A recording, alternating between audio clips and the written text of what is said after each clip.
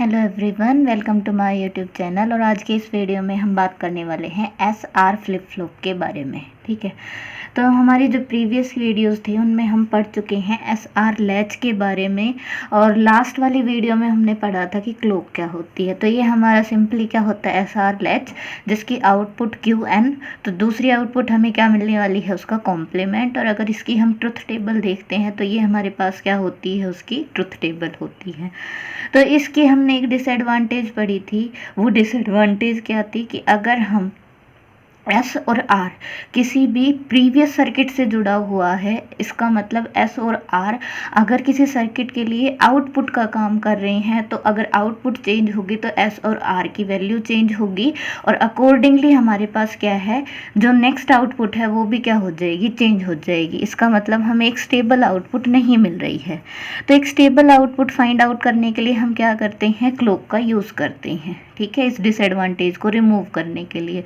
तो क्लॉक क्या होती है, क्लॉक एक बेसिकली ट्रेन ऑफ पल्सेस होती है, टाइम पीरियड जिसका T होता है, और इसमें सिर्फ दो ही लेवल होते हैं, 0 और 1, लो और हाई लेवल। ये हमारे क्या है, क्लॉक सिग्नल है या क्लॉक पल्स इसको हम कह सकते हैं, जिसका टाइम पीरियड हमारे पास T है। तो लास्ट वीडियो में हमने कहा था कि अगर हमारे पास क्लॉक की वैल्यू 1 है, ठीक है, अगर क्लॉक की वैल्यू 1 है, या फिर हम कहें क्लॉक प्रेजेंट है, ठीक है, तो जो आउटपुट होगी इस लैच की वो किसके अकॉर्डिंग चेंज होगी, S और R की वैल्यूज़ के अकॉर्डिंग चेंज होगी। ठीक है, और अगर क्लॉक की वैल्यू क्या है, 0 है, या फिर हम कहें कि क्लॉक एब्सेंट है, तो आउटपुट जो है वो क्या नहीं होगी, वो चेंज नहीं होगी। ठीक है, तो ये आज हम इस वीडियो में प्रूव करने वाले हैं कि कैसे क्लॉक की हेल्प से हम क्या कर सकते हैं, SR फ्लिप फ्लॉप को डिज़ाइन कर सकते हैं, और जो इसकी डिसएडवांटेज थी उसको रिमूव कर सकते हैं। और ये दोनों कंडीशन भी हम साथ में प्रूव करेंगे। ठीक है, तो देखिए, ये हमारे पास था सिंपली एक SR लैच। ठीक है, ये NAND गेट N1, ये है NAND गेट N2, और ये था हमारे पास इनपुट S, ये था हमारे पास इनपुट R। S मतलब सेट, R मतलब रीसेट।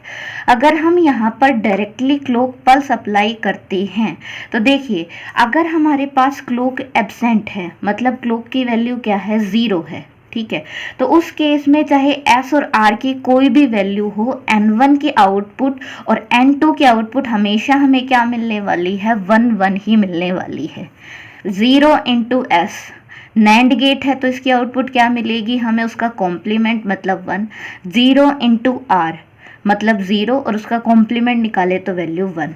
इसका मतलब QN की भी वैल्यू 1 हो गई, और QN बार की भी वैल्यू क्या हो गई, 1, जो कि हमारी कंडीशन के बिल्कुल अपोजिट है। ठीक है, कंडीशन को मतलब मैच नहीं करता है। अगर QN की वैल्यू 1 है तो QN कॉम्प्लीमेंट कितना होना चाहिए था, 0। तो इसका मतलब क्लॉक पल्स को हम डायरेक्टली ऐसे अप्लाई नहीं कर सकते।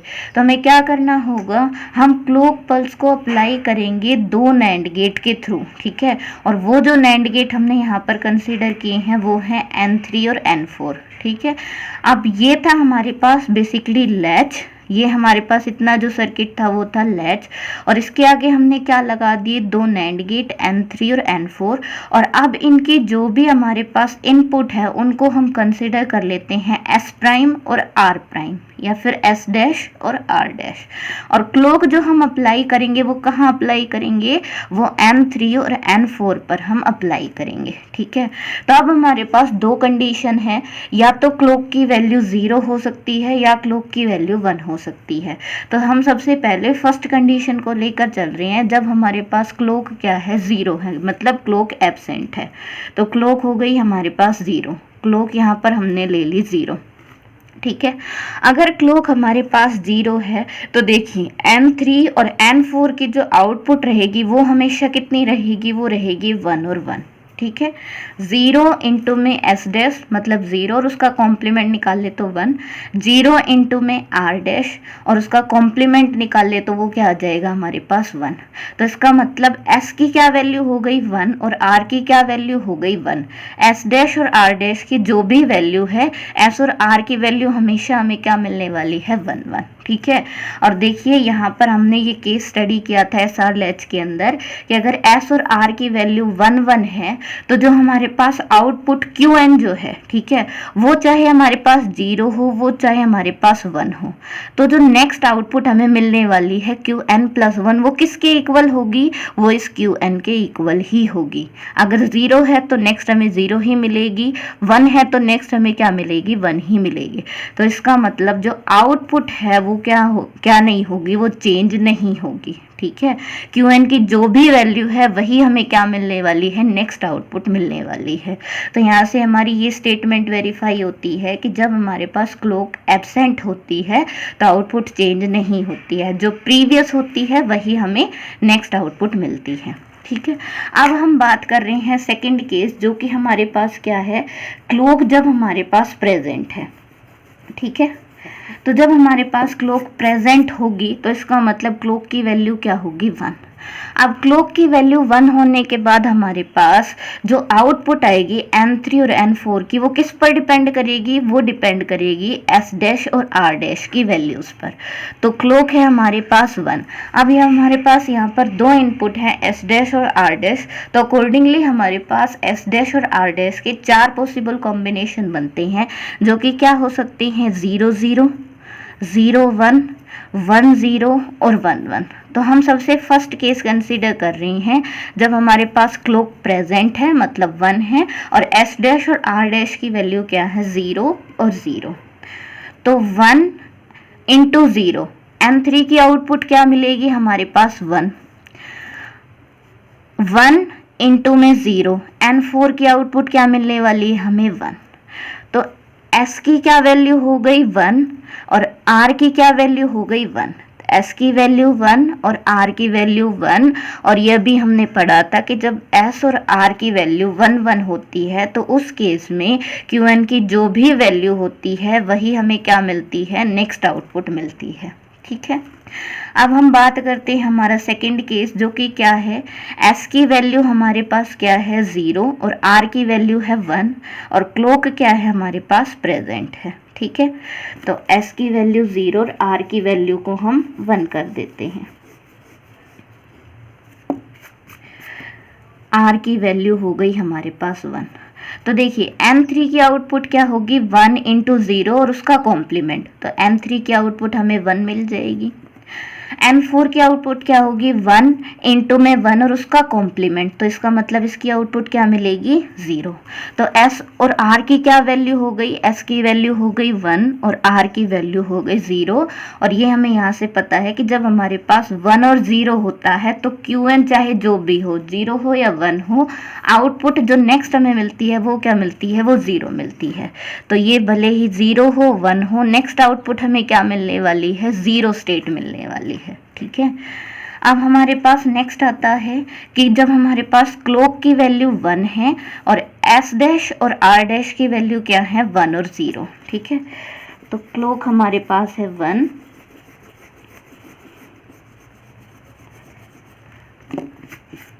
तो देखिए S' की वैल्यू 0, सॉरी S' की वैल्यू 1, और जो R' है उसकी वैल्यू क्या है, 0। ये हमारा थर्ड केस हो जाएगा।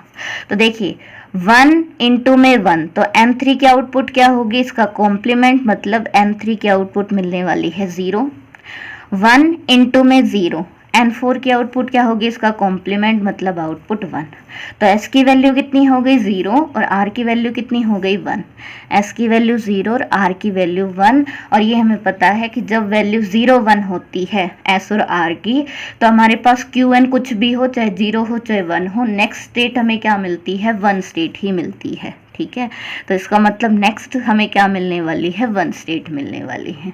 अब हमारे पास लास्ट रहता है, लास्ट क्या है हमारे पास, लास्ट है जब हमारे पास S और R डैश दोनों ही क्या है हमारे पास 1 1 है। तो एस डैश भी 1 और आर डैश भी हमारा कितना हो गया 1। तो n3 की आउटपुट क्या होगी 1 इंटू 1 और इसका कॉम्प्लीमेंट निकालें तो 0। 1 इंटू में 1 n4 की आउटपुट क्या होगी, इसका कॉम्प्लीमेंट हो जाएगा 0। ठीक है, तो हमारे पास ये बन गया S0 और R की भी वैल्यू क्या हो गई 0 हो गई। तो अगर S और R हमारे पास 0 0 होते हैं तो ये कंडीशन क्या होती है हमारे पास नॉट अलाउड कंडीशन होती है। ठीक है, तो ये हमारे पास कंडीशन अलाउड नहीं है। तो ये हमारे पास क्या बन गई, ये बन गया हमारा SR फ्लिप फ्लॉप। SR इसको क्यों बोलते हैं, क्योंकि यहाँ पर ये जो हम S और R लेकर चल रहे हैं समटाइम्स इसको नहीं लिखा जाता और सिर्फ इनपुट क्या कंसीडर की जाती है, इनपुट कंसीडर की जाती है S डैश और R डैश। तो S और R को ना लिखकर हम यहाँ पर सिर्फ S और R कंसीडर कर लेते हैं S डैश R डैश की जगह। तो ये हमारा क्या बन जाता है, ये बन जाता है SR फ्लिप फ्लॉप। ठीक है, SR फ्लिप फ्लॉप। तो देखिए यहाँ पर आप देख सकते हैं कि हमारे पास जो SR लैच की आउटपुट आ रही थी और अब जो SR फ्लिप फ्लॉप की आउटपुट आ रही है उसमें कुछ चेंजेज आए हैं। वो क्या है, अगर हम इसको इस वाली टेबल को शॉर्ट में लिखना चाहें, ठीक है, S डैश और R डैश और फिर हम लेते हैं QN और QN+1, S और R को रहने देते हैं, ठीक है, और क्लॉक को भी रहने देते हैं। तो देखिए जो नेक्स्ट हमारे पास, इसको अगर हम शॉर्ट फॉर्म में लिखें इस टेबल को, देखिए ये बनेगी हमारे पास S dash R dash QN और नेक्स्ट हो जाएगी हमारे पास QN+1। तो इसकी वैल्यू थी 0 0 0 1 1 0 और 1 1। ठीक है, तो जब 0 0 थी तो हमारे पास आउटपुट किसके इक्वल आ रही थी, QN के इक्वल आ रही थी। जब हमारे पास 0 1 की कंडीशन है तो नेक्स्ट स्टेट क्या आ रही थी, 0 स्टेट आ रही थी। ठीक है, तो ये आ रही थी हमारे पास 0 स्टेट। 1 0 है तो हमारे पास क्या आ रहा था, 1 0 है तो हमारे पास 1 स्टेट आ रही थी, ये है 1 स्टेट। और जब 1 1 की हम बात कर रहे हैं तो 1 1 क्या है, वो अलाउड स्टेट नहीं है, नॉट अलाउड। और यहाँ से देखिए हमारी ये जो सेकंड स्टेटमेंट थी वो भी वेरीफाई होती है कि जब क्लॉक प्रेजेंट होती है तो आउटपुट जो होती है वो किसके अकॉर्डिंग चेंज करती है, S और R की वैल्यूज़ के अकॉर्डिंग चेंज करती है। तो देखिए ये जो हमारे पास SR लैच की जो टेबल थी और जो हमारे पास SR फ्लिप फ्लॉप की टेबल है, इसमें आपको कुछ चेंजेस दिख रहे होंगे। वो चेंजेस क्या हैं, सबसे फर्स्ट चेंजेस क्या है हमारे पास, जब S और R 0 0 था तो वो हमारे पास अलाउड नहीं थी, और 1 1 जब था जब QN के इक्वल आ रही थी। लेकिन यहाँ पर क्या है कि जब S डैश और R डैश 0 0 है तो उस केस में QN के इक्वल आ रही है, और जब 1 1 है तो वो कंडीशन अलाउड नहीं है। ठीक है, सेकंड क्या है कि जब S और R 0 1 थे तो 1 स्टेट मिल रही थी और 1 0 थे तो 0 स्टेट, और यहाँ पर क्या है कि जब 0 1 है तो 0 स्टेट मिल रही है और 1 0 है तो इसको क्या, यहाँ से क्या मिल रही है, 1 स्टेट मिल रही है। ठीक है, और इसको हम कहते थे, 1 स्टेट को हम कहते हैं सेट स्टेट, ठीक है, और 0 स्टेट को हम कहते हैं रीसेट स्टेट। ऐसा क्यों कहते हैं, ये हमने पहले भी कहा था। ऐसा क्यों कहते हैं, देखिए 1 स्टेट के लिए हमारे पास कंडीशन क्या है कि S डैश की वैल्यू क्या होनी चाहिए, 1। ठीक है, तो सेट स्टेट S डैश की वैल्यू क्या होनी चाहिए, 1। और अगर हम बात करें 0 स्टेट की, तो 0 स्टेट के लिए देखिए R डैश की वैल्यू क्या है, 1। तो R डैश कितना होना चाहिए, 1।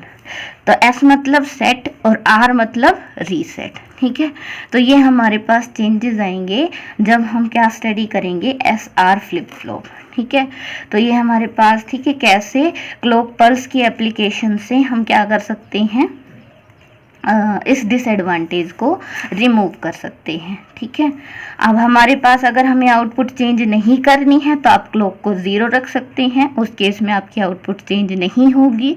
और अगर हमें एक ऐसा सर्किट चाहिए जहाँ पे आउटपुट चेंज होनी है तो उस केस में हम क्लॉक को प्रेजेंट कर सकते हैं या फिर क्लॉक की वैल्यू 1 रख सकते हैं। ठीक है, तो यहाँ से ये डिसएडवांटेज रिमूव होती है हमारे पास। तो ये था हमारा आज का टॉपिक SR फ्लिप फ्लॉप। और अगर इसके रिगार्डिंग आपके पास कोई भी सजेशन, कंप्लेन, क्वेरी कुछ भी है तो आप कमेंट बॉक्स के अंदर कमेंट कर सकते हैं। Thank you.